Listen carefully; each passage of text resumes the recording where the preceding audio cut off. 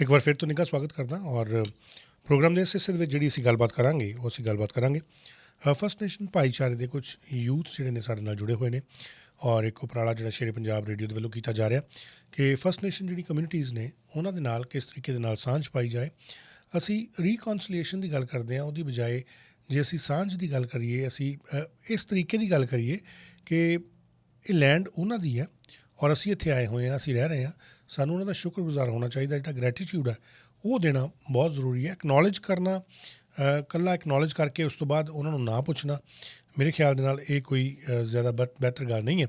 ਪਰ ਅਸੀਂ ਜਿਸ ਤਰੀਕੇ ਨਾਲ ਦੇਖ ਰਹੇ ਹਾਂ ਕਿ ਪਿਛਲੇ ਕੁਝ ਸਮੇਂ ਤੋਂ ਜਿਸ ਤਰੀਕੇ ਦੇ ਨਾਲ ਅਨਮਾਰਕਡ ਗ੍ਰੇਵਸ ਜਿਹੜੀਆਂ ਫਾਰਮਰ ਰੈਜ਼ੀਡੈਂਸ਼ੀਅਲ ਇੰਡੀਅਨ ਸਕੂਲਸ ਦੇ ਵਿੱਚੋਂ ਮਿਲੀਆਂ ਨੇ, ਉਹਨਾਂ ਨੇ ਬਹੁਤ ਜ਼ਿਆਦਾ ਇੰਪੈਕਟ ਜਿਹੜਾ ਉਹ ਫਸਟ ਨੇਸ਼ਨ ਭਾਈਚਾਰੇ ਦੇ ਉੱਤੇ ਪਾਇਆ। ਖਾਸ ਕਰਕੇ ਜਿਹੜੇ ਯੰਗਸਟਰਸ ਨੇ, ਨਵੀਂ ਇਹਨਾਂ ਦੀ ਜਨਰੇਸ਼ਨ ਹੈ, ਇਸ ਨਵੀਂ ਜਨਰੇਸ਼ਨ ਨੇ ਜਿਹੜੇ ਹੁਣ ਦੇ ਕੈਨੇਡੀਅਨਸ ਨੇ ਇਹਨਾਂ ਦੇ ਨਾਲ ਆਪਣਾ ਬੌਂਡ ਜਿਹੜਾ ਰਿਲੇਸ਼ਨ ਜਿਹੜਾ ਉਹ ਵਧਾਉਣਾ। ਕਿਸ ਤਰੀਕੇ ਦੇ ਨਾਲ ਉਹ ਵਧਾਇਆ ਜਾਏਗਾ, ਇਕੱਠੇ ਕਿਵੇਂ ਰਿਹਾ ਜਾਏਗਾ, ਕਿਸ ਤਰ੍ਹਾਂ ਮੂਵ ਔਨ ਕੀਤਾ ਜਾਏਗਾ, ਇਹ ਸਾਰੀਆਂ ਜਿਹੜੀਆਂ ਗੱਲਾਂ ਬਾਤਾਂ ਇਹਦੇ ਵਾਸਤੇ ਅਸੀਂ ਇਹ ਜਿਹੜੇ ਯੰਗਸਟਰਸ ਨੇ ਇਹਨਾਂ ਨੂੰ ਬੁਲਾਇਆ ਹੋਇਆ। ਔਰ ਨਾਲ ਦੇ ਨਾਲ ਦੱਸ ਦਈਏ ਕਿ ਜਿਹੜੇ ਯੰਗਸਟਰਸ ਨੇ ਇਹ ਡਾਇਵਰਸਿਟੀ ਜਿਹੜੀ ਇੱਕ ਆਰਗੇਨਾਈਜੇਸ਼ਨ ਹੈ ਉਹਦੇ 'ਚ ਇਹ ਕੰਮ ਕਰਦੇ ਨੇ। 6 ਫਸਟ ਜਿਹੜੇ ਇੰਡੀਜਨਸ ਯੂਥ ਨੇ, ਇਹ ਹੋਰ ਜਿਹੜੇ 6 ਇਮੀਗਰੈਂਟਸ ਨੇ ਉਹਨਾਂ ਦੇ ਨਾਲ ਕੰਮ ਕਰਦੇ ਨੇ, ਜਿਹੜੇ ਨਿਊ ਕਮਰਸ ਨੇ ਉਹਨਾਂ ਦੇ ਨਾਲ, ਤਾਂ ਕਿ ਆਪਣੇ ਸੱਭਿਆਚਾਰ ਬਾਰੇ, ਆਪਣੀ ਸੰਸਕ੍ਰਿਤੀ, ਆਪਣੇ ਹੈਰੀਟੇਜ, ਆਪਣੇ ਕਲਚਰ ਦੇ ਬਾਰੇ ਜਿਹੜੀ ਹੈ ਜਾਣਕਾਰੀ ਉਹ ਦਿੱਤੀ ਜਾ ਸਕੇ। ਸੋ ਅੱਜ ਸਾਡੇ ਨਾਲ ਸਟੂਡੀਓ ਦੇ ਵਿੱਚ ਸ਼ਾਮਿਲ ਨੇ ਸਮੈਂਥਾ ਔਰ ਐਲਾ। I really welcome both of you, Ella and Samantha. Samantha, would you like to say something in the starting? Chichim Heakwa, Uklama Samantha Jack. Hello, my name is Samantha Jack. I come from Nuchanuth First Nation, specifically Muwachapmuchala, and from Yale First Nation, specifically from Ruby Creek, Reserve Number 2. And I would like to acknowledge as well that we are on the traditional territory of Swasan First Nation. Ella, do you want to say something from your side as well? Hello, my name is Ella Hazelton. Mm-hmm. I was raised and brought up by Catesy and Kwantlen First Nation. Mm-hmm. I don't know where I'm from. Neither. Our family has been trying to track that down for years now. Mm-hmm. And I'm very excited. Well, I can see, as you said that your family is trying to track those roots of your family or your forefathers. It's a big trauma. Mm-hmm. Do you find the same impact on the youth as well, like your family or your forefathers were feeling? I feel it, yes. It's in this case, it's intergenerational trauma. Mm-hmm. It's passed through the years and passed through the generations. Mm-hmm. And the reason why we don't know who we are is because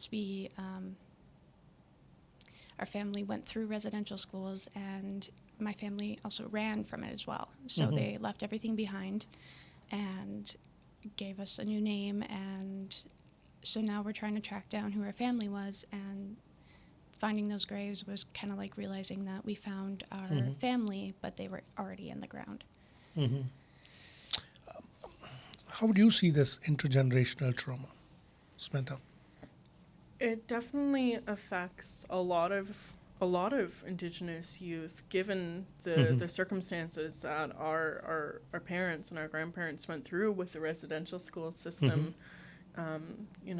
Having the trauma that they endured and having that pause their emotional and spiritual growth, and seeing how that trauma affected them, and how sometimes they were not able to cope with that pain. Mm-hmm.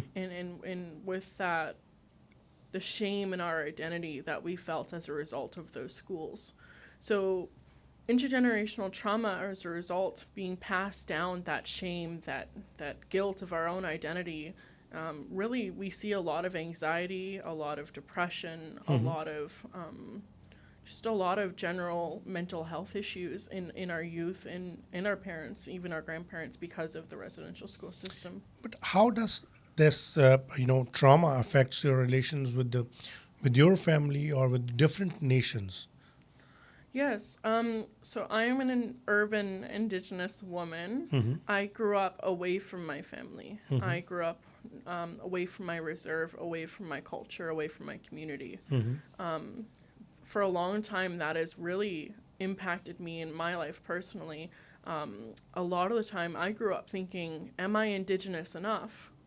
I don't know my language. I don't know my traditions. I don't know my dances, my songs."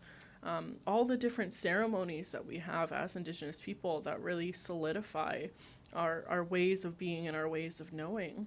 I had no connection to that. So I would say I was very impacted, and it definitely affects my relationship with my family and with my community. But the great thing is with FRAFCA, we're able to forge a new community and to make new relationships and have that support that we need to deal with this trauma that we are going through. So, Samantha, once again, I would like to ask you, government is doing so many things, as they claim that they're acknowledging the territories. They just passed a bill that now Indigenous people can use their full names on their passports. Even yesterday, we had a new appointment of as a Governor General, the first Indigenous lady. How are you seeing it? It's definitely exciting to see progress and the steps that are being taken with especially with the appointment of Mary Simon as the first Inuit Indigenous lady in this role. And to see the efforts put forward is definitely exciting. I do find myself asking how genuine those actions might be. And that's just the way that politics goes. Is sometimes they don't always have good intentions. So, when you're saying how genuine, what do you mean by that? Do you think it's just like it's like a showpiece or showcase position? I find myself thinking that sometimes. I definitely do. There's lots of symbolic actions that are being done so that lots of politicians can feel good about what they're doing. But when it comes to following up with their actions, that's where the disconnect is. Like we see with the Truth and Reconciliation Commission and the 94 calls to action, those were implemented, but so little has been done about them, and this has been available resource for 6 years now. And where are the actions there? And Ella, I would like to ask you, how would you, evaluate the Indigenous leaders' participation in Canadian politics? Well, I feel like there hasn't been many Indigenous voices within the government and political stand, or that word I don't remember. But now that there is, I feel like we're going to be heard more, and we're going to be listened to, and she's going to bring up all these issues that we have, and they're going to have to listen to her because she is their coworker. Indigenous or not, she's still a person, and if they... But do you think there should be more participation by Indigenous youth and Indigenous leaders in the current political system? Yes. Indigenous youth have very powerful voices, especially in this time when our elders and our caretakers can't speak up for themselves because of that trauma that just was uncovered. We have to speak up for them because we are their strength. We are their pride. We are their future, and we have to stick up for them. Recently, we have seen that in some parts of Canada, some people, they just toppled down the royal statues. What do you think about those actions? Or we have seen there are some arsons in churches as well. Yes, specifically in regards to the church and the arson, they actually arrested someone up in the interior of BC, and it turns out it wasn't an Indigenous person at all.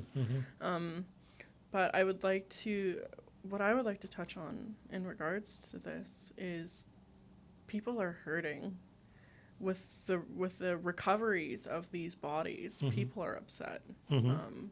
And with these recoveries of these bodies, our settler allies in Canadian society have fully realized this hurt and this pain.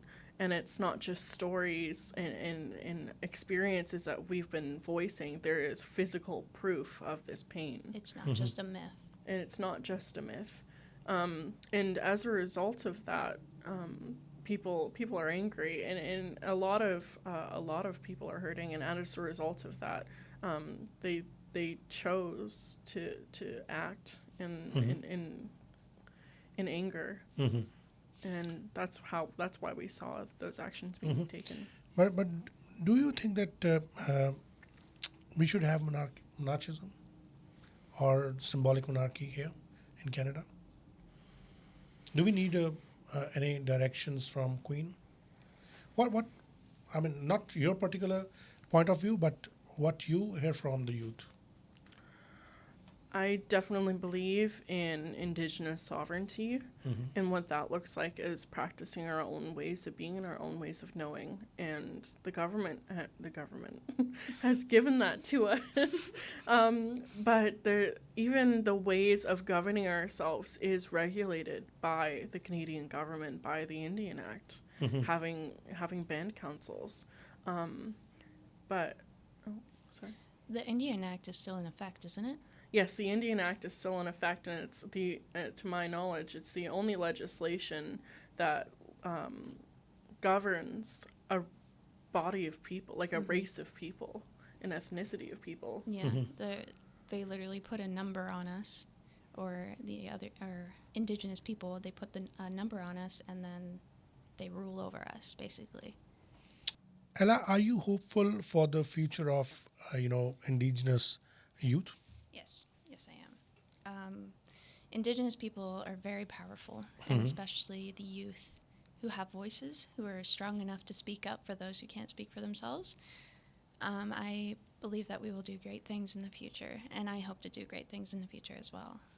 What do you have to say, Samantha, and especially when you are associated with the program like with the FRAFCA, do you think when you give the information or you pass on the information to non-Indigenous person, that's going to be helpful in the future as well? I do believe that would be helpful. I am hopeful for the future. When it comes to sharing our voices and using our voices to advocate for our communities, I believe that we do have an initial duty to share that information. But there comes a time, too, where we expect our allies to use their voice so that we do not have to keep repeating ourselves as Indigenous people. Are you getting that support from your allies or non-Indigenous partners or, residents or natives of Canada? We're seeing the interest and the spark and the anger and the hurt that is being reflected now with the recoveries of these bodies from the residential schools. We're seeing that the first light, at the end of the tunnel of people coming together in understanding of that trauma and being able to share that information with their families, with their coworkers, and have those difficult conversations. So they are definitely taking the steps to have those really difficult conversations, which is a relief for us as Indigenous people, because we do not have to relive that trauma when we share it with others. But when we are talking about the trauma and their impact, definitely there's going to be mental stress and other mental health issues. Do you think there's a good awareness or help being provided to the First Nation or Indigenous peoples regarding mental health in these particular cases? Well, throughout the years there have been many support groups when it comes to the trauma from residential schools as well as intergenerational trauma. There's always a place to go if you need to reach out and you need to find help. but some people are just afraid to reach out, especially since they don't want to talk about that trauma. They don't want to relive that trauma. They want to just move on and forget about it. But yeah. When we are saying they want, so what are your expectations as a youth from government or whatever government body is running this country right now? What are your expectations? What do you think can be done or done in a better way? Or what is the best way? Would you like to answer this? How do we move forward? Let me rephrase this. How do we move forward? Definitely by getting ready to unlearn things and being aware that unlearning these stereotypes, these misconceptions, and learning our history as Indigenous people, the history of the land, not just of Indigenous people, because we are inherently connected to our land, and getting comfortable with being uncomfortable in that process, recognizing that it's not about us and it's not about our own uncomfortability, it's for the good of the people as a whole. Another thing is kind of having people respect ceremony and respect what our land is being used for.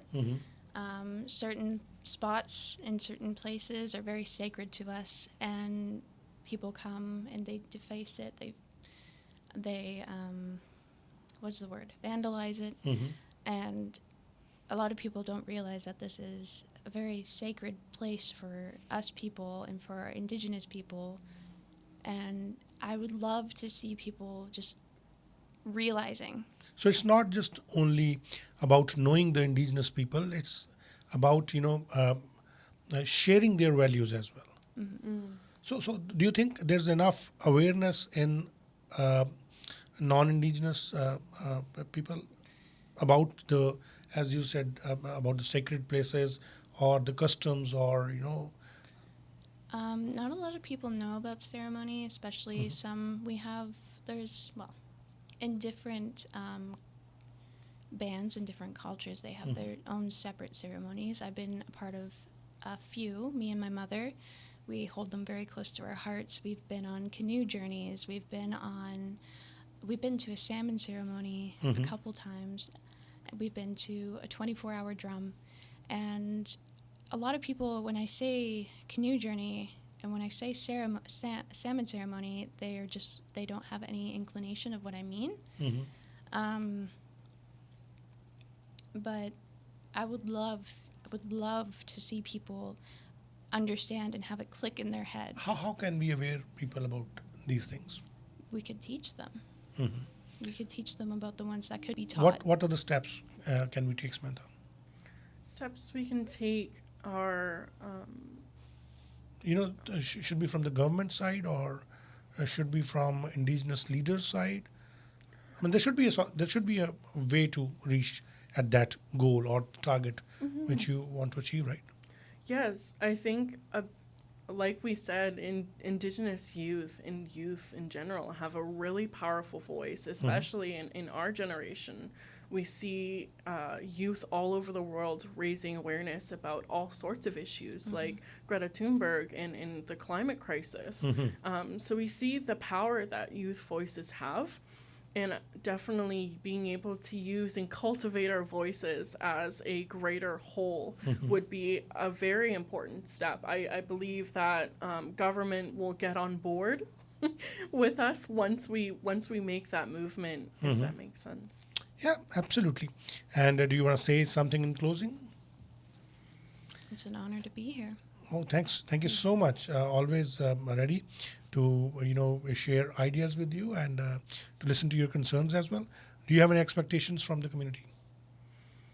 Just continuing to learn and recognize that we're all learning.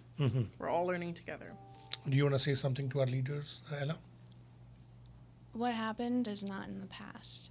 What happened was what happened to our people, and we are still being affected by it to this day. And people need to start realizing that, especially our leaders. Thank you so much for being with us. Really appreciate your time, and Wish you all the very best for your all future endeavors.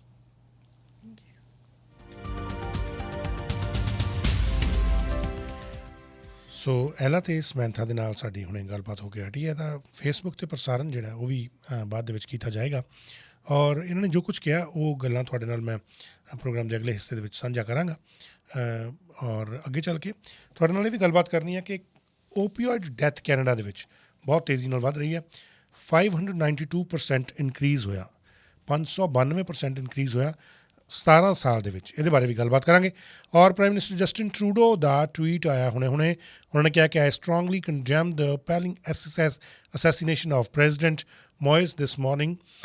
Canada stands ready to support the people of Haiti and offer any assistance they need.